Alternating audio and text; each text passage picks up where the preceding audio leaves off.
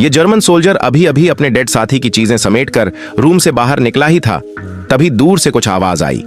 उसने तुरंत अपनी 98 के राइफल उठाई, बोल्ट खींचा और धीरे धीरे आगे बढ़ा, पर उसे कुछ भी अजीब नजर नहीं आया। जैसे ही वो राइफल नीचे रखने वाला था, अचानक झाड़ियों में से एक अमेरिकन सोल्जर बाहर कूदा। जर्मन सोल्जर डर के मारे भागने लगा। अमेरिकन सोल्जर ने अपनी राइफल से लगातार फायर किया, लेकिन एक भी गोली नहीं लगी।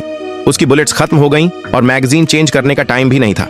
इस बीच जर्मन सोल्जर ने पलटकर फायर किया तो अमेरिकन सोल्जर जल्दी से घास में छुपकर रेंगने लगा। रियल बैटलफील्ड कोई पबजी या कॉल ऑफ ड्यूटी नहीं है। यहाँ टारगेट हिट करना इतना इजी नहीं होता।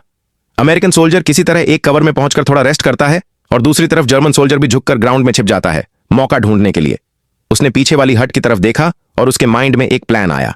उसने क्विकली दौड़ लगाई और हट की सेकंड फ्लोर की विंडो पर जाकर पोजीशन ले ली। उधर अमेरिकन सोल्जर भी अब चुप नहीं रह सका। वो धीरे धीरे रेंगते हुए उस झोपड़ी की तरफ बढ़ने लगा। तभी जर्मन सोल्जर ने ऊपर से एक शॉट लिया।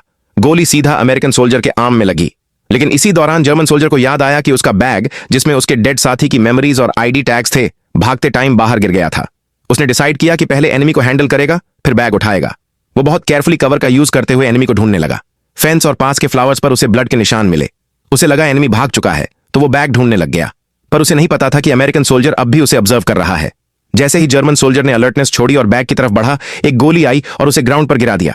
बैग कुछ ही दूरी पर था, लेकिन दर्द इतना ज्यादा था कि वो हिल भी नहीं पाया। तभी अमेरिकन सोल्जर ग्रेनेड लेकर उसके पास आया। उसने घायल जर्मन सैनिक को देखा और फिर बैग उसकी तरफ बढ़ा दिया। जर्मन सोल्जर ने वो बैग टाइटली पकड़ लिया, जैसे वो उसकी लाइफ हो, और फिर उसकी सांसें धीरे धीरे बंद हो गईं। अमेरिकन सोल्जर समझ नहीं पाया कि वो बैग इतना इंपॉर्टेंट क्यों था, लेकिन तभी उसकी नजर पास बने छोटे से कब्रिस्तान पर पड़ी।